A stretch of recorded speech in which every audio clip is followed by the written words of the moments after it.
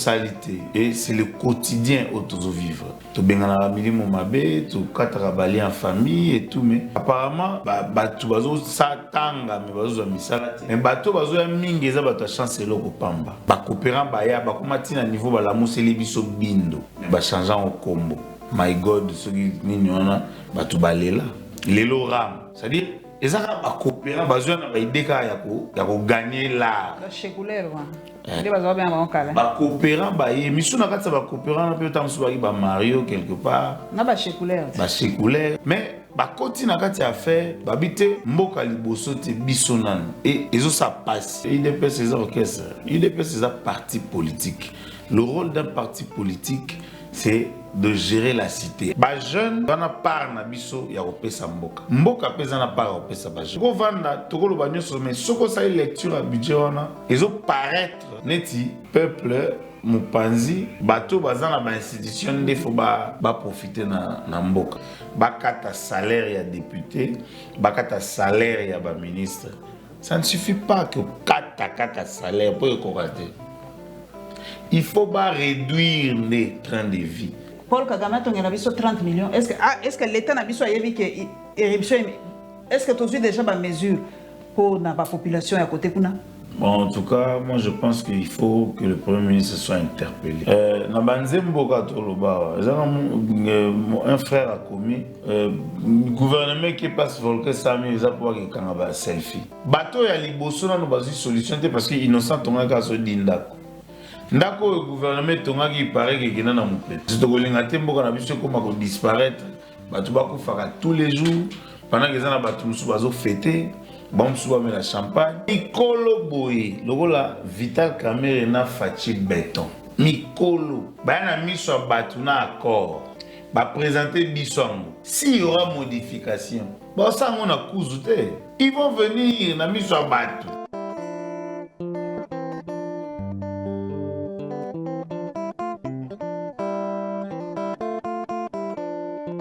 Toye lisusu na bandako na bino bandeko toye lisusu kosolola lelo naza na esengo ya kosolola na papa Alain Madilou azali porte-parole ya UNC ville ya Kinshasa na ye tokosolola masolo ya mboka Kinshasa kolala kolamuka makambo ezangaka te na ye tokonga koyeba tozali wapi UNC eza ndenge nini UNC eza kaka na kati ya union sacrée UNC eske etambolaki na marche todokaki mpe UNC ekende koyamba mokonzi ya mboka te totia mwa asungisongi tolingi toyeba moke position na bango eza mpenza ndenge nini esengo mingi ya kokuta na yo papa Alain Madilou. Ouais, esengo ekabolami mama Paulette esengo lisusu ya kokabola masolo na bato bazolanda biso na mokili mobimba eza plaisir ya koya kolobela lisusu parti lelo ezo démontrer que eza parti organisé seul parti politique ko tondisa ba stade lelo sans appui ya ba allié eza UNC et sengo mingi ya okabola et sengo ya le 23 na ba union bazolanda biso Le 23 ali. Le 23 mon été stade 24 novembre comment il voit liki. Ah oh papa Billy Kambale atenaki nini? Voilà. Mais yepe ya kwa papa Billy plateau ya litena ko bengo na bilili yakate bato bako luka yo la lion officiel TV bato bako luka papa Billy Kambale na bwaki mbela na yebi ke porte-parole azali bouche autorisée mais SG à partir de bako luka ya ndeyote tapé simbela soko za na tango benganga na téléphone pour les kabato la lion TV officiel bako luka yo nango na lobi papa o lobi butoni saka ba stade to boy te plein ba lobi mutu nyonso te la rue n'appartient à personne mutu nyonso ko ça aller plein mais ba lobi moi dissension eza na kati ya UNC ba lobi bazwe ba position na binote papa Alain Madilou totanga ki ba propos ya papa Baudouin Mayo ba propos ya Billy Kambale on dit ça ko tutana ils ont pesa ba moto position officielle ils ont porte-parole à UNC ville à Kinshasa boza na kati ya union sacrée to boza déjà les kolomoko libanda kolomoko makati. Non. Omoni ba émotion ezala na bato mais politique et ça m'a la émotion te. Na UNC toza respectueux ba hiérarchie.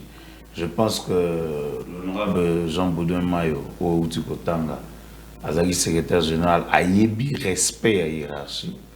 Donc na UNC toza na Billy Kambale général 5 étoiles oyo moi na mboka Vital Kamerhe na Big Vert a confié mission ya kokumba UNC. Donc ils ont la dissension, ils ont la moto mon côté. En fait, ce que mon ba écrit, faut avoir ba esprit avec. Dans la monarchie, m'a commis à moi mboka Mambeke Mabete, tant à reconnaître. Bon, j'ai vu dans la vidéo Nemoko, à reconnaître que bato bazoli na kotia difficulté na gestion ya secrétaire général, il y a Fistija Kiango. Donc dissension ezate UNC to lanaka. Idéologie o ezalaki o ifungwa melina mon mboka honorable Vital Kamerhe et a pessi mission na Billy Kambale ko kumba parti au quotidien. Donc dissension ezate bato amato imangongi bazanga raté na libota, mais esenga ke kozongisa bango na nzela kotalisa bango ke souci ya papa ezalaka bo respecter o ye aboti liboso na minute eza Billy Kambale, donc moto nyonso face aligné à respecter décision sikoyo bato balobina tuna pe yo papa Madilu bloc patriotique bamona kibinote. Deuxième question, bamona kibino pété bokende ko yamba mokonzi mboka tango azongaki bamona ki drapeau ya NC tête. Non, honorable, où tu peux évoquer honorable. Kaka yemo kaka mtaze na NC pour la population te. Bazalaki ba kende ko accompagner honorable Mario Bazalaki, ba membre ba accompagner qui Bazalaki. Mais base ça qui drapeau ya kita membre eza base. Tenga nzolo ba base penza o bato ba o papa bino boali bato boali beboye bani me bozaka na bato te bolobi stade des équipes plein. Obi stade des équipes plein. Mais si on nazo ba bato wana bazaki na stade wana bazaki te na aéroport ndengini. Non, honorable Mario Bazalaki na base ya UNC. Bazalaki penza solo. Si. Mais on a guetté. Billy les atteint. Ngana moni ba drapeau ya UNC te. Mo caméra yo za mutu ya télévision, caméra go za échapper. En tout cas, diplomate monene. Caméra go za échapper tant sous quelque part au moment où balaki. En tout cas, mais au moment qui sous na l'Assemblée nationale pour un budget, au moment une mobilisation UNC ba drapeau à UNC ça va. Bato pe ba festiger encore papa to continuer na makambo ezali exercice normal na kati Assemblée nationale. Donc ceux qui ba mon premier ministre Sama Lukonda yé pour défendre Mosala na ya salaka, il faut bato ba ko soutenir. Bozo courage. Courage ani, azangi courage. Non, ba pese ka courage. Quoi ça ni? Azana mo courage au lobat. Pour Assemblée nationale ya grand libulu. Donc ba Taliban ndé ba ko pese courage. Ils ont pese moi courage. Quoi comme quoi balé? Oui, politique ça rappelle net moi musique net moi balé. C'est-à-dire au banga me batali ba biti to pese courage au lobat. Lokola poza mota musique to kota na dossier wana ninga tuna na tuna na papa Vital Boni santé. Honorable Vital Kamerhe soki les lois à la santé ngandeza pour banda botama kota bolo côté tikana meka ko expliciter à kota ta souci te. Alors santé à tout moment ya yebaka kaza innocent sala le côté et batia na bolo ko injustement santé à tout moment soka kanisi na maramonio sizoli kana mboka libanda et na souci à Congo ala kanango et déranger la santé on moni ba meka ko stabiliser santé na santé nganda. Donc mais santé ezali omoni mutu ndenge mutu azopema azovivre, mais du moins aza na maboko ya médecin bazolandela ye. Donc napesi ye mbote mpasi ali napesi mama amida mbote mpasi ali mpo bilanga mikolo nde osala ke babi ntango tolobaki c'est maintenant que le sol répondra sa revanche sur le sous-sol. Mama amida a dévancé bato ebele azosala bilanga lelo yango bilanga ezolesa libota. Na profiter mpe na souhaiter bon anniversaire même si c'est en retard. Bon anniversaire, maman Kamerhe. Papa na ina tuna lisusu motuna. Posa mota musique na koti siko na dossier na musique. Balobi musique ezali véhicule nini nzela monene boulevard pour na ko transmettre ba message.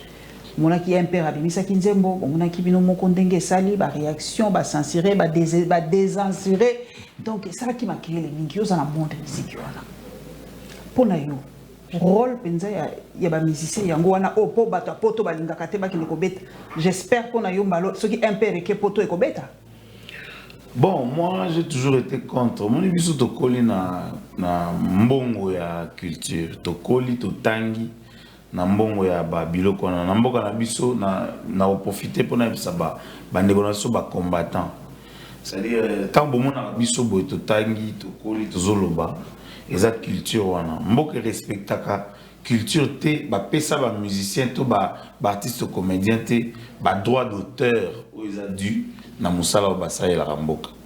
Alors ba musicien na ba artiste nyonso ba profitaka na ba exposition na ba concert et consort. Lelo il faut comprendre une chose que artiste aza vecteur et un message et à base. artiste ayembaka na âme ya mboka. Tant on a moni bana impère bayembi nini to salité et c'est le quotidien au tozo vivre. To bengana milimo mabe, to katara bali en famille et tout, mais apparemment tu bazo sa tanga mais bazo za misalate mais bato bazo ya mingi eza bato chance eloko pamba. Au moins na benga ba coopérant lelo soki bato en mauvaise foi on a té ba coopérant ba ya tant mususu bato va fustiger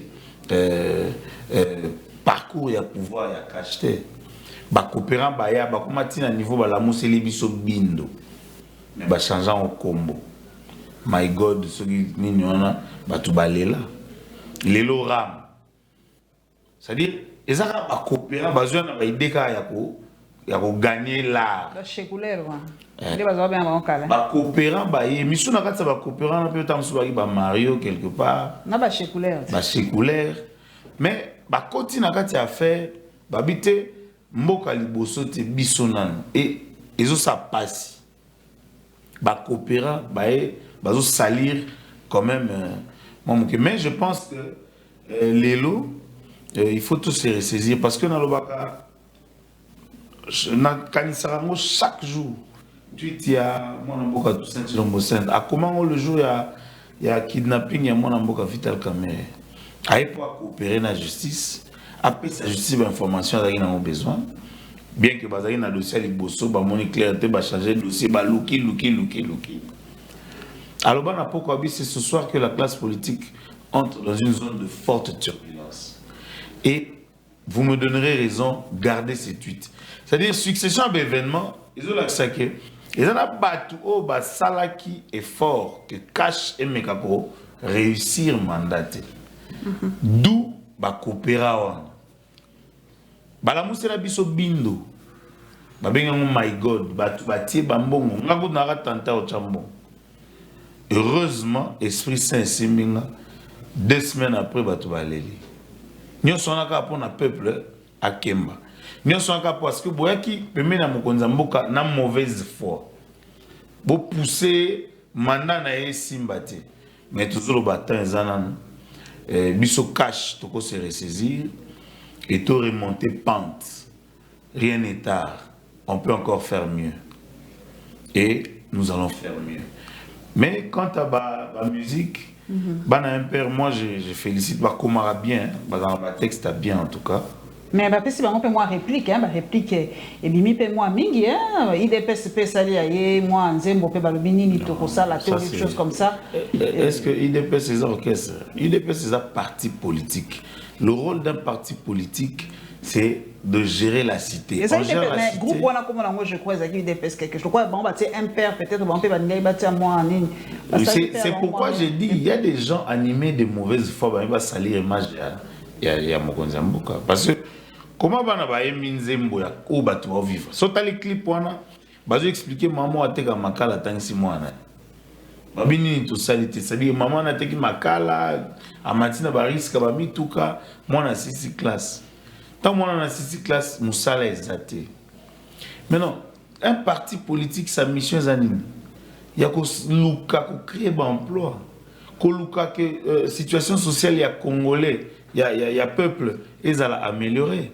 C'est-à-dire, ce qui est interpellation et artiste, je pense, à mon humble avis, qu'un parti politique doit se remettre en question. Papa, papa Badilou, est-ce que la commission des sanctions, on les a payés? Oui, commission de censure des alaka, mais on a TV à 14 pouces, il y a Kala, Moutou, cathodique, je crois. Oui, on a nini. Bureau on a déjà à même thé au Samoussala, parce que sur le même plateau, où il est bureau de la commission nationale de censure. Donc, je pense que Bazalaki, on s'appelle Moussala, sur le décalage de oh, tu as ça différence moko. Il y a un moment où les parents vont excuser mais bon, ils ont ma bolongo. D'ailleurs, ma bolongo. Bon, comment on laisse passer une chanson comme ça? Il y en a plusieurs, hein? Mais un père va fingiter, un père va embi, aux jeunes à vivre, aux bateaux à vivre. Certes, babini tout salignon sauté, c'est-à-dire tout ça ils sauté mais quand même na tanga kamingi na linga kozwa ba via ba to ki pe papa Francis Tatope alobi mais faute bino pe ba jeunesse ya lelo boza pe goigoi alobi jeunesse za pe goigoi bino bolingi kaka batu ba bokende ko luka bisala orke bozali na maboko za makambo ko ki pe ko créer jeunesse congolaise ni ko créer te lingi azaka kaka sima ya batu. C'est ça, le premier mentorat. Au moins, 5 étoiles Billy Kambala Lobango. Bakipir vient à Bakipir petit photo tikango. C'est-à-dire, tout le cas plus que ça, la politique n'est pas rémunératrice, mais elle est compensatoire. Les lots, tu vois, comment la politique pour voir comme bon. Mais biso peut-être, tu as la politique pour tout comme une histoire, peut-être, tu as Lumumba. Comment les lois vital caméra souillé t'as comme vital comme camérisme comme état d'esprit. C'est-à-dire les lois tant où bah jeune bisso il faut peut-être se poser des questions. J'ai créé une entreprise il y a bah impression et consort sur les scène lumineuse dans la ville et tout ça. Na salango suite à je pourrais appeler ça une déception. N'aki pas oncle Nangamoko de la famille na 6 classe enseigné Moussala. Il me dit yoza tango bal kotanga ceux qui t'ont engagé charge ce qu'on dans entreprise au bala et tout. Na mi tuna entreprise en blondé il y a papa na mais c'était une façon pour lui de me pousser. Anasuka ibsanga lorsqu'on sort de l'université, c'est pas pour aller chercher de l'emploi, c'est pour en créer. Nathalie à boulevard du 30 juin, il m'a remis $20. Nazu Moutou na tcheli kolo na bando réfléchir qu'est-ce que je peux faire. Et na créé une entreprise en agatana na latte. Na bandi ko sous-traiter. C'est-à-dire na gagner marché, na kena bato ba na matériel et ainsi de suite na comme somme matériel nanga tilelo Almad Max et Fanda. Bah impression, imprimerie, c'est-à-dire bah scène lumineuse, bah bâche, tout. Donc au lingi que bah jeune bah mais il faut quoi entreprendre au papa quoi entreprendre papa m'a dit lui ça capé bongo ba banque ba soutenir ba jeune té ba initiative mais ba FPI ba nini ba fonds de promotion culturelle fonds de promotion industrielle faut ba soutenir raté. Oui, le problème est là il initiative on sans soutien. Le problème est là ce qu'on a niveau ya mboka na biso moni bata changement de mentalité puis faut ba bunda. Les responsabilités sont partagées. Ba jeune tu as part na biso ya opesa mboka. Mboka pesa na part opesa ba jeune. En fait peuple. Parce que politique wana ya ba banque. Il faut l'État a imposé en que non entrepreneuriat ezali. So bobo financer ba jeune ba créer mode ya ba sécurité moko. C'est-à-dire beaucoup financer ba jeune mais par rapport à ba moyens de sécurité pour na jeune ako ki matombo beaucoup perdre. Tu vas récupérer mon wana. Vous comprenez? Ça, c'est la part de l'État. Mais les jeunes ne peuvent pas croiser les bras pour attendre que l'État puisse faire quelque chose. Dans mon avis, Covid, les jeunes ont une initiative à créer couloir, il y a des infections. Tant on va créer, on va présenter à mon gouverneur. Le gouverneur a dit, projet est bien, il y a un financement. C'est-à-dire, l'État a fait sa peuple jeune accessibilité. Il y a pour présenter un projet. Et jeunes peuvent faire une initiative, il y a même l'État pour que développer le secteur. C'est-à-dire, quelque part, ils ont un biloko péto salité. Misoba jeune. Prendre les initiatives, lancer des projets. Notre copain, par exemple, Nangamoko. J'avais même pas une latte. C'est une latte. Mais j'ai créé un koti et je passais dans des banques où on ne me connaissait pas. Je vais parler avec mon en marketing. Tout seul, il a présenté le projet. Oh, c'est bon? Oui, zone au Bameki. Au Meki, ok, au Salisango, na mongo na yo. Tu emmènes et community crédit. Banque comme photo nyomona. Mais yo tchaki marge na yo, il y a pourcentage. Et ça permet à ce que vivre. Tant qu'on banque a créé crédibilité. Banque a combien coupé sanga mbongo, na kena sali, na livré et les restes en bon on a vu. Et c'était ça. Donc, bah, jeune, il faut vraiment se lancer kaka, mais kaka. Donc, non, mais il faut. voilà, en fait, quoi. maman, on dit lelo. Toko loba nyonso toko loba, mais biso pe ba jeune, toi na part ya responsabilité na biso. La jeune, bah, c'est pas la notaire, papa m'a dit. Oui. Pour je na lobi na tangi, na sali nyonso, na zo beta mutu mezo simba. Ngape na pesi exemple na nga po jeune ko sepela na nga ta comprendre que ngai ba décevanga na membre famille na nga. Yé ba pesa ke musala place à laki. Ezaki déception te après na yo comprendre que a boostanga. Ok. Ce qu'on toque l'Assemblée nationale, papa, na tout autant gawa, jeune, commis jeune patriote congolais, balubi budget 2022, 10 milliards balubi. 38% fonctionnement des institutions, 3% armée, 0,27 emploi, 0,22 jeunesse, 0,0 on a chômage.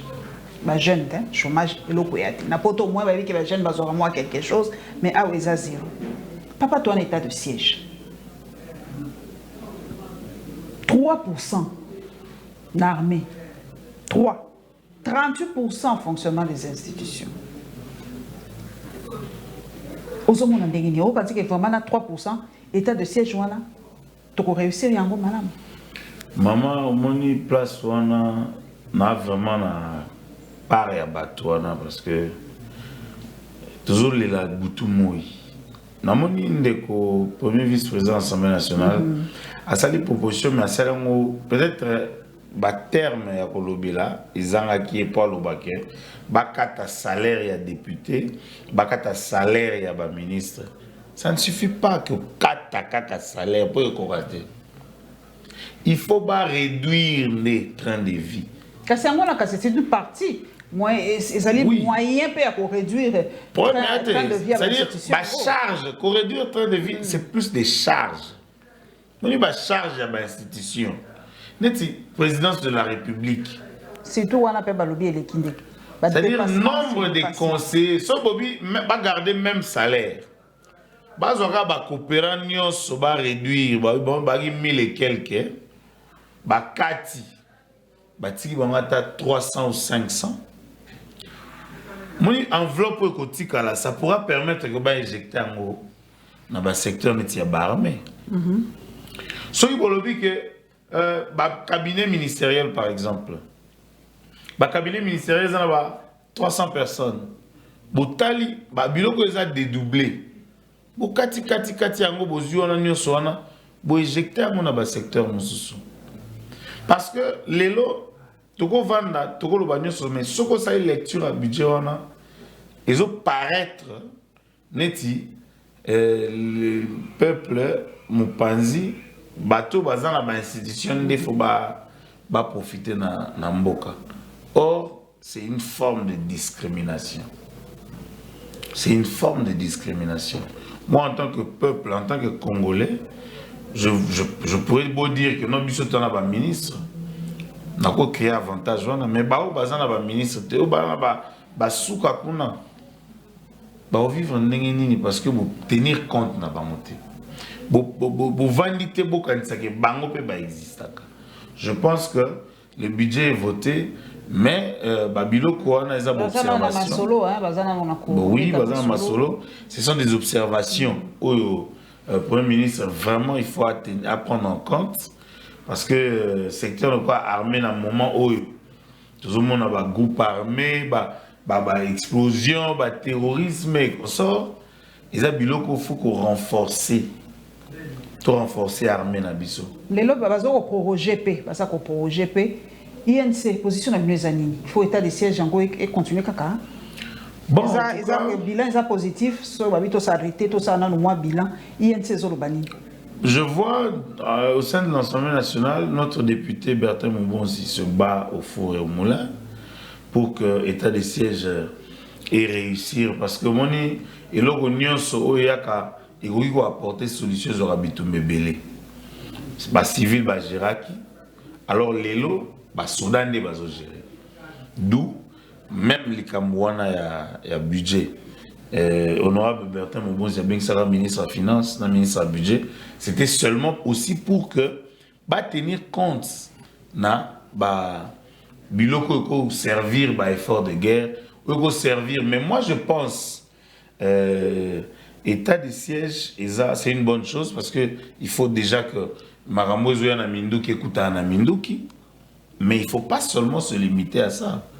Parce que cette guerre-là n'est pas une guerre où il y a deux protagonistes, c'est une guerre asymétrique.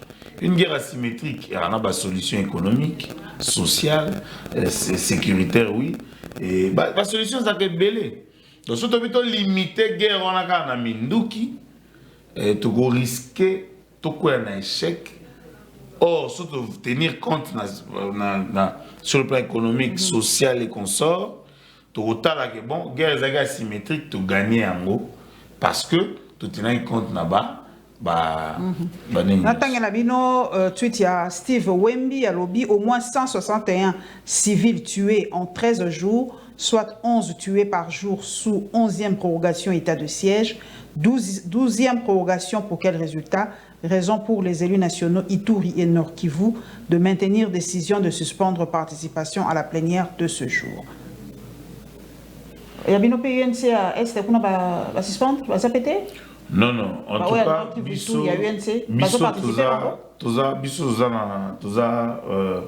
comment on dit, na kondima, hein, ça veut dire toujours croire encore que. Mais UNC pour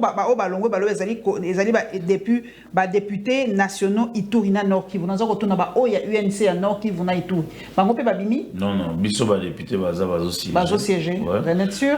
Oui, parce que au moins bon ça ce sont des pressions politiques hein, parce que moni il faut servir que ba meka pour modifier na budget apport ba quoi accorder na armée. Donc il faut servir, ce sont des pressions. Mais moi je pense que il faudrait que tu touches le vrai problème. Le vrai problème, mes amis, il faut tout se poser des bonnes questions. Parce que dans la guerre, on a des politiciens belés tirent à profit. Sortez les groupes armés, lobby voilà, président Bosso. C'est-à-dire, les politiciens belés tirent à profit dans la guerre. Et ça, Bablo, si vous avez une photo, vous avez une solution. Parce que vous avez une attitude. Attitude de créer la division créer la solution. Ensuite, tu vends, tu solo, tu vis bon. N'engagez pas na guerre asymétrique côté économique, côté social, côté beau. Parce que quand maman a un article là, groupe armé en gros, unité, tout ça maman a tam suba futagaye, c'est notre photo $100 par exemple, $20. Maman Nathalie peut situation à revivre, Nathalie n'est pas proposée à ça. Donc il y a des choses, des questions où il faut se poser à Malam pour que ensemble tout réussir à éradiquer l'insécurité. Après Nirangongo, l'observatoire volcanologique de Goma alerte imminente éruption interne de Nyamulagira. Ok, bah déjà. Bon, vous avez que Paul Kagame a 30 millions. Est-ce que l'État n'a pas dit que éruption? Est-ce que tu as déjà des mesures pour la population à côté? Bon, en tout cas, moi je pense qu'il faut que le Premier ministre soit interpellé. Un frère a commis le gouvernement qui passe volcan Sami, il a pour un selfie. Éruption interne, Nyamulagira est comme ils ont une éruption interne. Donc ils ont bougé. Ils ont bougé déjà. Est-ce que l'État n'a pas bien go? Oui, mais tant que ils ont fait rapport. Maintenant, il faut, c'est pourquoi je dis, quand on a selfie, bateau ya liboso na no solution parce que innocent tonga ka so dindako. Ndako le gouvernement tonga qui paraît que kina na mupe. Siko bateau baza na kati wana. Bateau baza na kati wana na o ba problème à liboso. Lelo na bazu solution te. Premier ministre lelo pendant que zana na kati ya ba supputation bo tenir compte na oyo et kolinga ko salama. Parce que kolinga te mboka na biso koma ko disparaître, batu ba ko faka tous les jours pendant que zana batu musu bazo fêter, ba musu ba mela champagne, ba musu ba olia fufu. Mais zana bato bazo lela. Na utipe kotanga 52 millions de dollars dépensés dans les frais de fonctionnement du Sénat à fin octobre 2021 en dépassement de 78 Papa, pas dépassement, pas dépassement. C'est là on appelle ça le logo. Pas tout le lobby balongolango, yo a vu mes andéli. Pour pas congolais, vous comment te va bisséné, qu'on lui a pembo, bah comment on appelle ça nango. On a venu à vie personnelle, nangai, Sénat. Bah ben avant ça, ce qui n'y a pas chambre de stage. Mais j'ai comme l'impression que l'Assemblée nationale est sans moussala mingi pour les Sénat. Même la commission mixte, ils ont soumis la loi, oui, les gars noirs et qui ça se sent pas. Moussala Sénat se faire sentir na niveau il y a quotidien à peuple. Parce que la province, au Bango est censé là. Il y a des problèmes où ils aussi la télé, le Congo central, le gouverneur Baboya Zonga. Baboya Zonga, pourquoi? Sénat a fait la province et qu'on sort. Donc, moi je pense que Bilo quoi, on a beaucoup de 52 millions, Botia on a Maramoussous. Pour servir le peuple. Tout le monde a ministre économique ou l'Obaga qui ne consomme pas de conteneurs, il y a des poissons. Pendant que on a Tanganyika, les poissons meurent de vieillesse.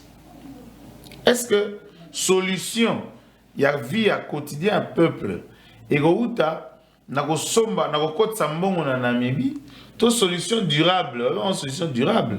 Et Gouta, ceux qui sont mis bateau de pêche, Botiang on a Tanganyika, ils extraire sa poisson. Maman, ceux qui sont mis poisson, ils ont importé. Na mouton a pêché dans Nzela Maï. Mbisi dans Nzela Maï retourne à 70 000 francs. Cher. Trop cher. Mbisi na biso. Attends quel c'est là, attends quel wapi banda. Oso mango cher. Pendant que Oyo Taliban était comme moins cher, pas de problème. Tout sommes bateau de pêche, tout tcha awa. Au lieu de côte c'est la bateau musumbongo, to boité. Réserve d'échange moussa na moi, on a aucun de somba et puis koya ko servir peuple pour un échange. Mais poissons ils vont mourir de vieillesse awa à Tanganyika. Tout kango. Bon, il y a une saison lobanini par rapport à village où Papa Kagame n'a pas de.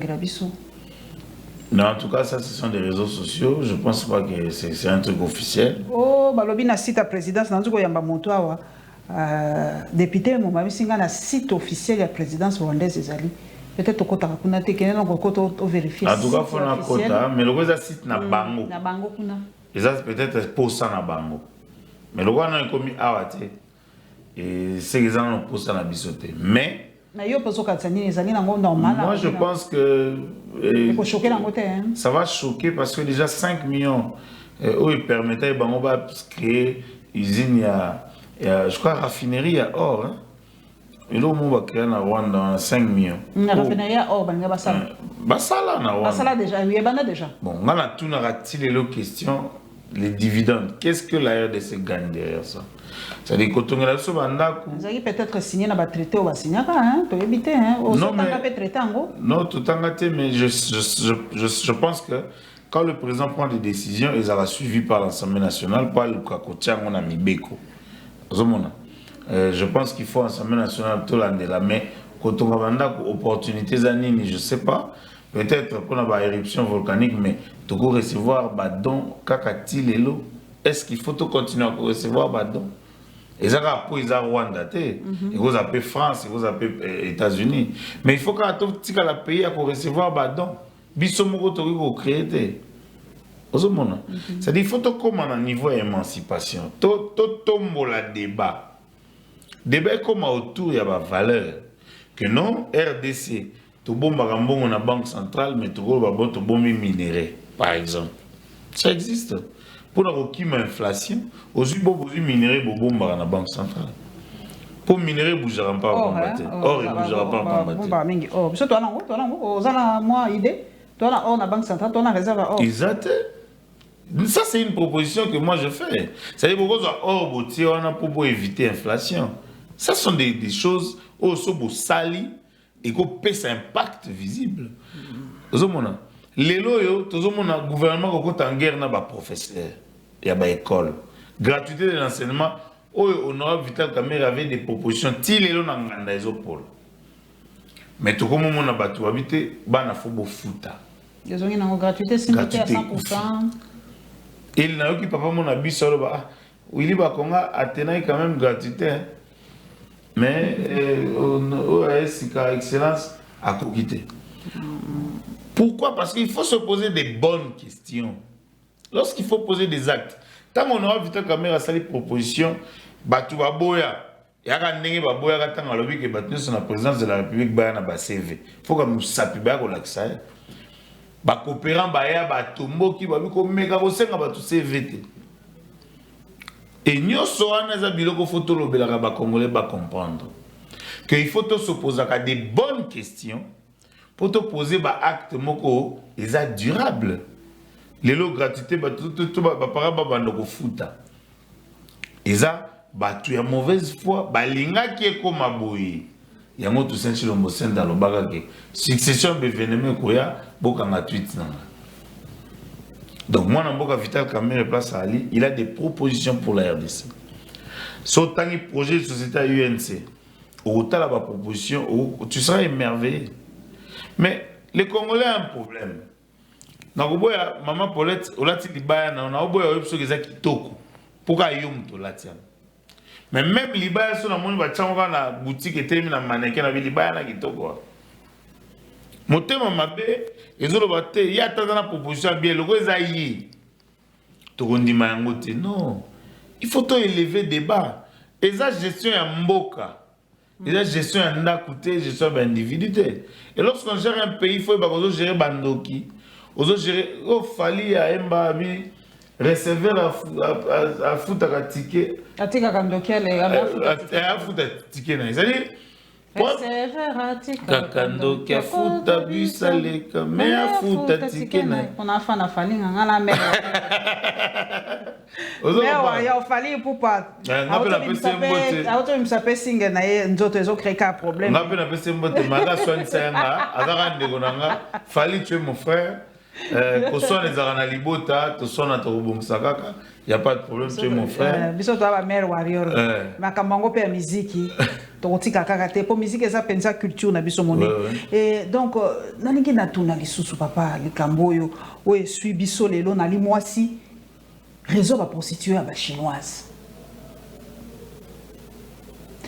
Papa Matio. DG mezali. Bana baso ba koti ndengi ni belé bo babina biso baza kovanda esika télé 50 ezalaka kala. Réseau mobimba bana basi bazo uta Chine bazo ya se prostituer pour ça ki ndumba poto ba ona lingala eso le kirangai. Ah maman Paulette na biso mboka na biso na moni mbongo ami na Congo pour so balongwe Chine ba yawa c'est que ba pesi ba bimba millions eso le kawa na Congo l'argent circule na mona chinoise moka zoteka mikate ba chama tembele pona ya benga ko innovation déjà logique na biso faut l'état s'imposer moni babengango l'absence de l'état soki l'état zotika ba makambo ebele mboka community passoir moi basoda wande bakota na bana bilanga mobo babimi na bango nayebaka à l'époque na deuxième bakanga ba chinois na bandundu batuni bango ba visa na bino ba sa liste hôtel liste yango liste nini faut bona ba visa na bino passeport na bino ba passeport exact voilà sa liste bon et mon ami tout na ezara po bazara bilongi moko to bagena moko akena pa na passeport azongi seli muninga ba msuzaye ti bakota ou bien nini to ebité mais je pense que déjà vraiment il faut arrêter les mélango ba biloko wana na opé sa différence moko il y a Lelo Botou est en danger. Batou va le Bélamote. Botou? Oui, Botou est courir danger face aux Indiens. Mbok est que nous tant jeunesse à tout c'est ma jeunesse à entreprendre. Sauf que dans Botou on a problème à téléphone, il y a genre tout aux oies. Solution aux oies téléphone ba robongi sanyoso. Ba Indien ba komi ko somba ba loko na ba Botou. Oh. Ba komi ko sala Moussala au Congolais salaka, c'est-à-dire qu'on bongisa ba téléphone. Ce n'est pas vrai. Ba koti sou wana li sousou. Je te dis, ba sali dernièrement moi makelele, ba meke reculer. Mais ba indien na ba proposer déjà ba jona ba kolo ba loko ba tekela bango ba loko. Encore Congolais na mbongo. Tu ba kolo ba loko pe bazondima. Maintenant il faut l'état sikoyo à s'imposer parce que au moins le lo ezabikeko. Et comment placement bacha bango ba bon bozala bo longer ka tunnel pemenia en face à immeuble intelligent. Ah les côté immeuble. Moi couloir wana oh ezaka et là la gare centrale. Oui, c'était pratiquement touristique. Bah étranger bah doya ba bi on avait quelque chose au pastel. Bah comment on mais les lobes autour ils ont courir danger. Biso tout oyebi que attendre na problème nini solution à téléphone na rejoindre na moto ya ordinateur ya biloko tout électronique. Mais ba indien ba koti po ba no bongisa ba téléphone. Ba bandi déjà ko bongisa ba téléphone. Et l'état il faut fongola miso. C'est-à-dire que le problème est tellement ébélé, c'est pourquoi j'ai dit qu'il faut se poser des bonnes questions. Ba coopérant oui ba ya tondimi bino boza ba coopérant boye mais aussi botondi. To vanda, to se poser des bonnes questions pour que le peuple congolais continue à coller la terre. Bon c'est quoi ba siwana balobi ba so ba uti Chine wana ba kozonga ba na Chine to ba kokota prison.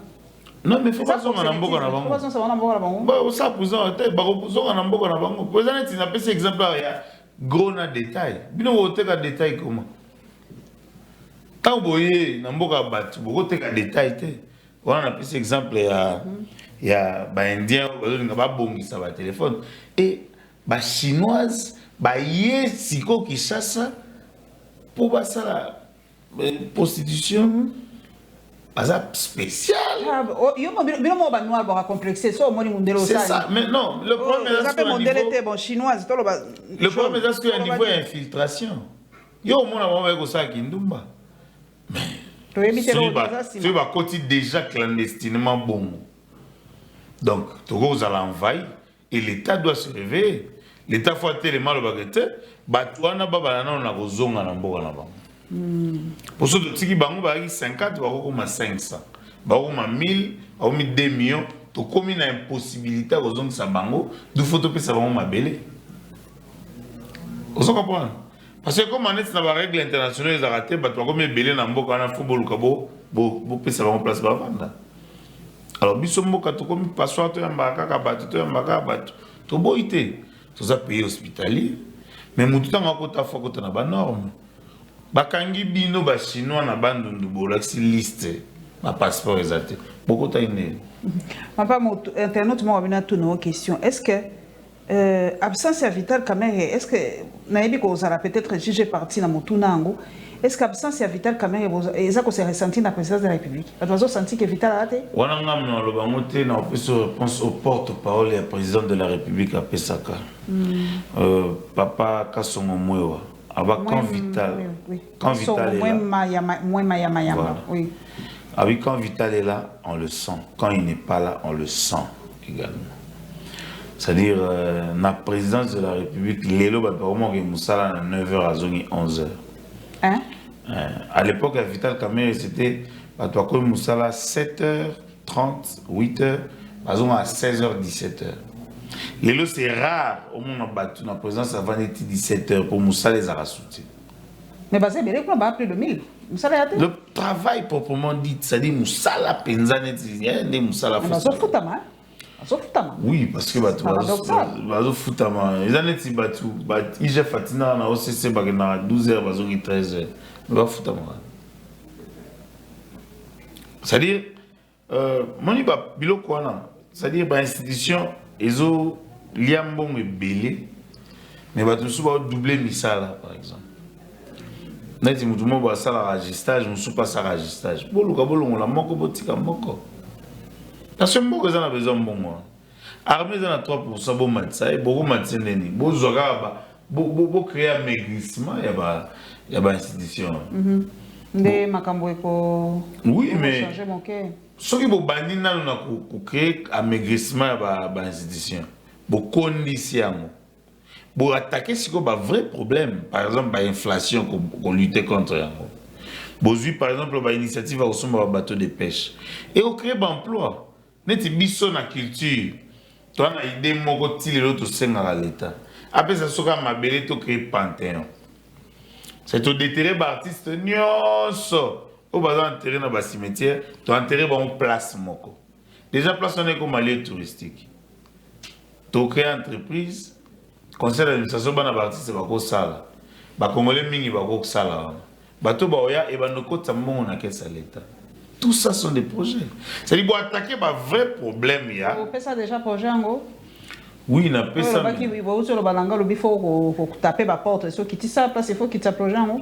Si na kiti ça mais na sola qui na nazolanda continuer ko sola ngo parce que les autres dépendent penza na ministre de la culture kakate ils ont dépendent na bakolo mabele c'est-à-dire neti so totali ministère je crois aménagement du territoire et gouverneur à ville donc nazo associé na bandaki na hôtel de ville na baina masolo parce que moni projet na Kinshasa ils ont némé mon apototé na Kinshasa ça bo solo li nanu apo komi okotisi na Kinshasa soko okomi avant ko solo là ah Evandi non c'est que na suka malem papa to ke ba masuka 2023 batonyo so miso to ebi ke 2023 élection yali papa ya seni asi abandi denika dimasi abandi mosala na ko mona tweet ya Pichumu Lumba mbote mingi ndeko oya lobi ka otko yamba déjà basololi na papa ya Union européenne okonzi ya ambassadeur ya Union européenne outi de pa ya monsieur Châtaignier outi na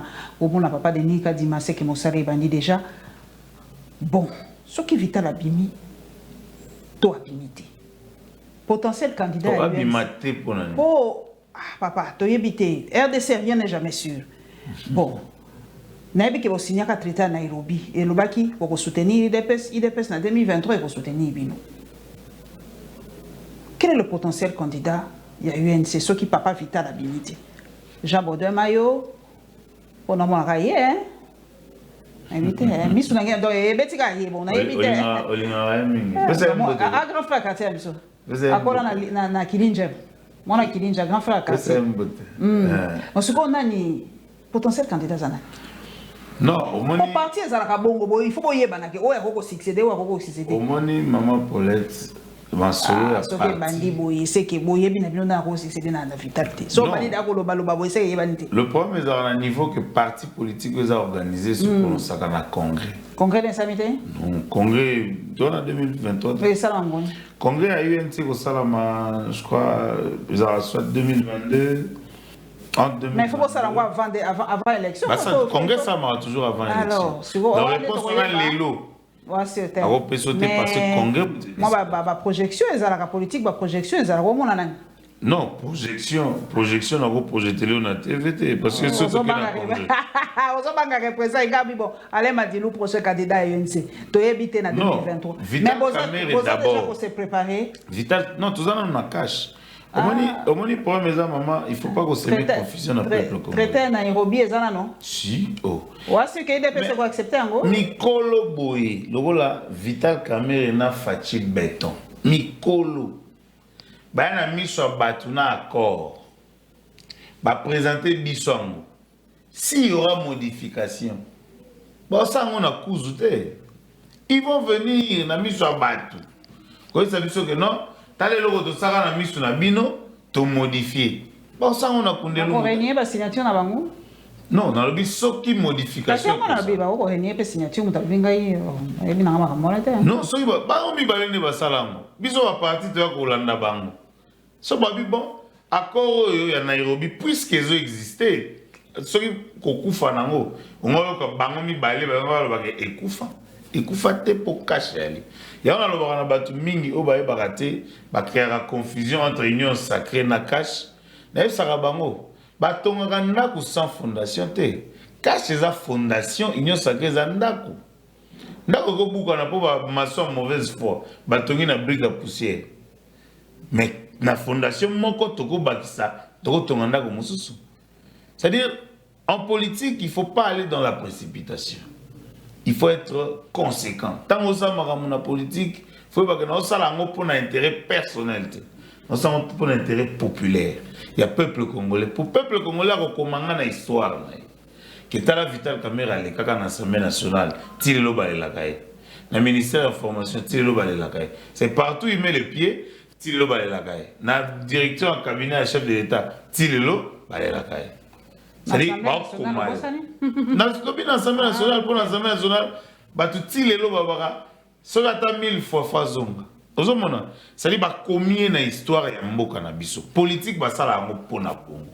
politique wasaka te pona yaki na tongi banda kunanga te d'où accord wana bato basala ngoza mikolo ba responsable politique ba leader politique soki bali ba changer yango to balobi ekufa to balobi ezala ezo modification moko ya texte moko bakoya kaka ndenge bayaka devant public bakozonga po sa public ke tala biso accord oyo to modifier yango to sala yango boye to zongisi yango boye. Merci papa Madilou na moni ke tango ba pesa ki biso ekoki. J'espère que vraiment boyo qui est pour bosenga ki aleka lisusu. Merci papa Madilou na profiter na pesa oyo alati singa lelo. Merci mingi maman Fanny Mandina biso tozali ba ambassadrice ya mode congolaise ba couturier na biso ba styliste na biso ba saka mosala kitoko mingi yango na biso ba etoleka na betando nike tolinga kolata bango po ngai penza côté culture na biso côté ko soutenir ba artiste po couturier pas ali artiste pe ali ko créer zali penza yango na tout cas na soutenir ka bango ba popé ba soutenir ka biso donc to travailler ensemble na mona ngona mikili ya poto okomona boy artiste abimi alati nani o alati boy o alati nani o alati boy o alati ni o alati bazoko vendre ba couturier na bango alors wana ngai pe en tant que journaliste ya mboka na ngai faut pena teka ba obalatisa la biso na pesi maman Fanny Mandina mbote ça dit déjà avant na ba kombo na e na loba liba eza kitoko les maman Fanny kitoko bato mingi baluli ya en tout cas maman Fanny omoni lelo yo tokomo mituna question moko ba congolais ba me répondre na libala soki congolais bali to la tarandenge ni potokomo mona bato mususu mona lati ko ba nigérien mususu ko ba indien. Mais biso ba congolais maman Fanny bino ba styliste ba modéliste bon meka ko zongi sa biso moi ça soki ba congolais ba bali ba bala balata ndenge maman Fanny eza motuna na koya kotuna yo merci pour ensemble ba couturier nanga baze belé na kozanga te ko pesa bino merci Fanny Mandina Chérie et Sam Marcia Création Karine Pala Karine Kando na bango ebili bakombonde yesiko bonde bolati saranga chaque fois la misusu to somba ba prête à porter mais ba tiaka penza talent na bango en jeu onga na lataka les 5 wana pesibino merci mingi pour vous nous sublimez les grandes dames de ce pays ba sala comme ba influenceuse bo kende ke pa na bango ba tongela bino kitoko makasi to komona na mbalasima nzambe abenisa bino abenisa pe biso lokola.